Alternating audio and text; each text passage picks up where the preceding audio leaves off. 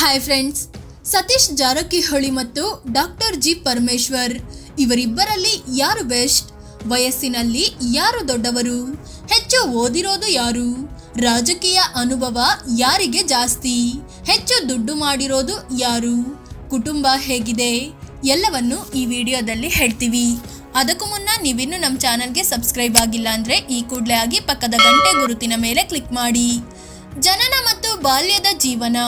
Satish Jarkiholi 1962ರ June 1ರಂದು ಬೆಳಗಾವಿಯ ಗೋಕಾಕ್ನಲ್ಲಿ ಜನಿಸಿದ್ರು. ತಂದೆ ಲಕ್ಷ್ಮಣರಾವ್ ಜಾರಕಿಹೊಳಿ, ತಾಯಿ ಭೀಮವ್ವ. ಇವರ ತಂದೆ ಮೊದಲಿಗೆ ಸಾರಾಯಿ ಬಿಸ್ನೆಸ್ ಮಾಡಿ ನಂತರ ಸಕ್ಕರೆ ಉದ್ಯಮದ ಕಡೆ ವಾಲಿದ್ರು.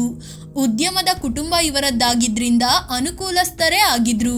ಅದೇ ರೀತಿ ಡಾಕ್ಟರ್ ಜಿ ಪರಮೇಶ್ವರ್ 1951ರ ಆಗಸ್ಟ್ 1ರಂದು ತುಮಕೂರಿನ ಗೊಲ್ಲಹಳ್ಳಿಯಲ್ಲಿ ಜನಿಸಿದ್ರು. ಇವರ ತಂದೆ ಗಂಗಾಧರಯ್ಯ MLC ಆಗಿದ್ರು. ತಾಯಿ ಗಂಗಮಾಲಮ್ಮ. ತಂದೆ ರಾಜಕೀಯದಲ್ಲಿದ್ದುಕೊಂಡು ಶಿಕ್ಷಣ ಸಂಸ್ಥೆಗಳನ್ನು ಕೂಡ ನಡೆಸ್ತಿದ್ರು. ವಯಸ್ಸಿನಲ್ಲಿ ಯಾರು ದೊಡ್ಡವರು? ಸತೀಶ್ ಜಾರಕಿಹೊಳಿಗೆ 62 ವರ್ಷ ವಯಸ್ಸಾಗಿದೆ. ಪರಮೇಶ್ವರ್ಗೆ 73 ವರ್ಷ ವಯಸ್ಸಾಗಿದೆ. ಸತೀಶ್ ಜಾರಕಿಹೊಳಿಗಿಂತ ಪರಮೇಶ್ವರ್ ವಯಸ್ಸಿನಲ್ಲಿ 11 ವರ್ಷ ದೊಡ್ಡವರು. ಶಿಕ್ಷಣದಲ್ಲಿ ಯಾರು ಮುಂದೆ? ಸತೀಶ್ ಜಾರಕಿಹೊಳಿ ಜಸ್ಟ್ PUC ವರೆಗೆ ಮಾತ್ರ ಓದಿದ್ದಾರೆ. ಅದೇ ಪರಮೇಶ್ವರ್ ಉನ್ನತ ಶಿಕ್ಷಣ ಪಡೆದುಕೊಂಡಿದ್ದಾರೆ. ತುಮಕೂರಿನ ಸರ್ಕಾರಿ ಪದವಿ ಪೂರ್ವ ಕಾಲೇಜಿನಲ್ಲಿ PU ಮುಗಿಸಿದ ಇವರು ಬೆಂಗಳೂರಿನ university of agriculture science college ಸೇರಿ BSc ಮುಗಿಸಿದ್ರು. ನಂತರ ಅದೇ ಕಾಲೇಜಿನಲ್ಲಿ MSc ಕೂಡ ಫಿನಿಶ್ ಮಾಡಿದ್ರು. ಬಳಿಕ ಆಸ್ಟ್ರೇಲಿಯಾದಲ್ಲಿ ಸಸ್ಯಶಾಸ್ತ್ರದಲ್ಲಿ PhD ಪಡೆದುಕೊಂಡ್ರು. ರಾಜಕೀಯಕ್ಕೂ ಮುನ್ನ ಮಾಡಿದ್ದೇನು? ಸತೀಶ್ ಜಾರಕಿಹೊಳಿ ಕಾಲೇಜು ಬಿಟ್ಟ ನಂತರ ತಮ್ಮದೇ ಕುಟುಂಬದ ಉದ್ಯಮದಲ್ಲಿ ತೊಡಗಿಸಿಕೊಂಡ್ರು. ಅದೇ ಪರಮೇಶ್ವರ್ ಓದು ಮುಗಿದ ಮೇಲೆ ತಮ್ಮ ತಂದೆ ಸ್ಥಾಪಿಸಿದ್ದ ಶ್ರೀ ಸಿದ್ಧಾರ್ಥ ಇನ್ಸ್ಟಿಟ್ಯೂಟ್ ಆಫ್ ಟೆಕ್ನಾಲಜಿಯಲ್ಲಿ ಆಡಳಿತಾತ್ಮಕ ಅಧಿಕಾರಿಯಾಗಿ ಕೆಲಸ ಮಾಡಿದ್ರು. 1988ರಲ್ಲಿ ತಂದೆ ಜೊತೆ ಸೇರ್ಕೊಂಡು Shri Siddhartha medical college, hospital and research centre ಸ್ಥಾಪಿಸಿದ್ರು. ರಾಜಕೀಯಕ್ಕೆ ಎಂಟ್ರಿ ಕೊಟ್ಟಿದ್ದು ಹೇಗೆ? ಸತೀಶ್ ಜಾರಕಿಹೊಳಿ PUC ಓದುತ್ತಿದ್ದಾಗ ಗೋಕಾಕ್ ವಿದ್ಯಾರ್ಥಿ ಫೆಡರೇಷನ್ನ ಅಧ್ಯಕ್ಷರಾಗಿದ್ರು. ಕಾಲೇಜು ಬಿಟ್ಟ ಮೇಲೆ 1992ರಲ್ಲಿ ಬೆಳಗಾವಿ ಜಿಲ್ಲಾ ಸಹಕಾರ ಬ್ಯಾಂಕ್ ನಿರ್ದೇಶಕರಾಗಿ, 1993ರಿಂದ 1995ರವರೆಗೆ ಘಟಪ್ರಭಾ ಸಹಕಾರಿ ಸಕ್ಕರೆ ಕಾರ್ಖಾನೆ ನಿಗಮದ ನಿರ್ದೇಶಕರಾಗಿ ಕೆಲಸ ಮಾಡಿದ್ರು. ನಂತರದಲ್ಲಿ ಕರ್ನಾಟಕ ರಾಜ್ಯ ಸಹಕಾರಿ ಸಕ್ಕರೆ ಕಾರ್ಖಾನೆಗಳ ಒಕ್ಕೂಟದ ನಿರ್ದೇಶಕರಾದರು. ಬಳಿಕ ನಿಧಾನವಾಗಿ ಜನತಾದಳದೊಂದಿಗೆ ಗುರುತಿಸಿಕೊಂಡು ರಾಜಕೀಯಕ್ಕೆ ಎಂಟ್ರಿ ಕೊಟ್ರು. ಇನ್ನು ಪರಮೇಶ್ವರ್ ಕಾಲೇಜು ಉದ್ಘಾಟನೆಗೆ ಆಹ್ವಾನ ನೀಡಲು ಮಲ್ಲಿಕಾರ್ಜುನ ಖರ್ಗೆ ಜೊತೆ ರಾಜೀವ್ ಗಾಂಧಿ ಭೇಟಿಗೆ ತೆರಳಿದ್ರು.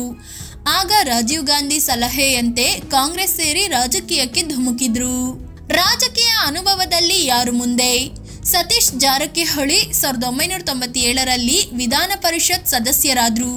2 ಸಲ ವಿಧಾನ ಪರಿಷತ್ ಸದಸ್ಯರಾದ ಇವರು 2008ರಲ್ಲಿ ಯಮಕನಮರಡಿ ವಿಧಾನಸಭೆ ಕ್ಷೇತ್ರದಲ್ಲಿ ಸ್ಪರ್ಧಿಸಿ ಗೆದ್ರು. ನಂತರ 4 ಸಲ ಶಾಸಕರಾಗಿ, 4ನೇ ಸಲ ಸಚಿವರಾಗಿ ಕೆಲಸ ಮಾಡ್ತಿದ್ದಾರೆ. ಈಗ ಲೋಕೋಪಯೋಗಿ ಇಲಾಖೆಯ ಮಂತ್ರಿಯಾಗಿದ್ದಾರೆ.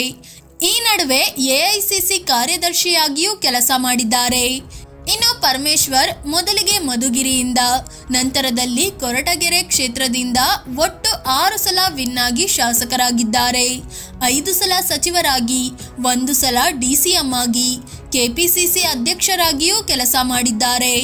ಈಗಿನ ಸಿದ್ದು ಸರ್ಕಾರದಲ್ಲಿ ಗೃಹ ಸಚಿವರು ಆಗಿದ್ದಾರೆ. ಪಕ್ಷ ನಿಷ್ಠೆಯಲ್ಲಿ ಯಾರು ಮುಂದೆ? ಸತೀಶ್ ಜಾರಕಿಹೊಳಿ ಮೊದಲಿಗೆ ಜನತಾದಳದಿಂದ ರಾಜಕೀಯ ಶುರು ಮಾಡಿದ್ರು. ನಂತರ JDS ಸೇರಿದ್ದ ಇವರು ಈಗ ಕಾಂಗ್ರೆಸ್ನಲ್ಲಿದ್ದಾರೆ.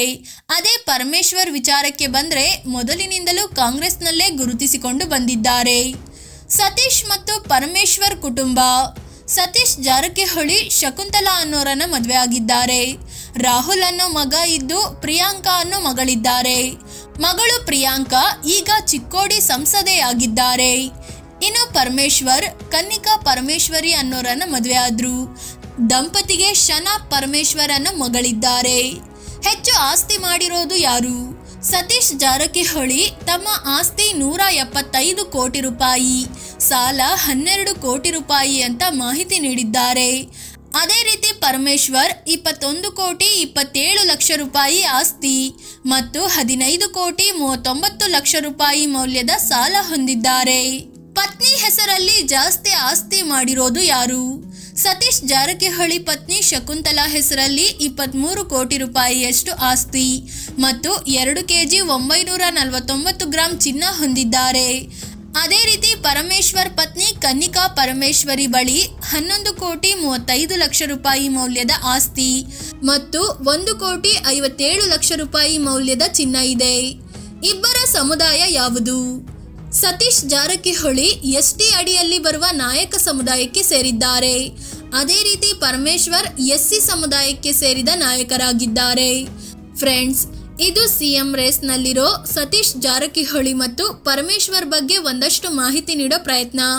ಇವರಲ್ಲಿ ಯಾರು ಬೆಸ್ಟ್ ಅಂತ ನಿಮಗೆ ಅನಿಸುತ್ತೆ? ಕಾಮೆಂಟ್ ಮಾಡಿ ಹೇಳಿ. ಅದೇ ರೀತಿ ನೀವಿನ್ನೂ ನಮ್ಮ ಚಾನಲ್ಗೆ ಸಬ್ಸ್ಕ್ರೈಬ್ ಆಗಿಲ್ಲ ಅಂದರೆ ಈ ಕೂಡಲೇ ಆಗಿ ಪಕ್ಕದ ಗಂಟೆ ಗುರುತಿನ ಮೇಲೆ ಕ್ಲಿಕ್ ಮಾಡಿ. ಧನ್ಯವಾದ.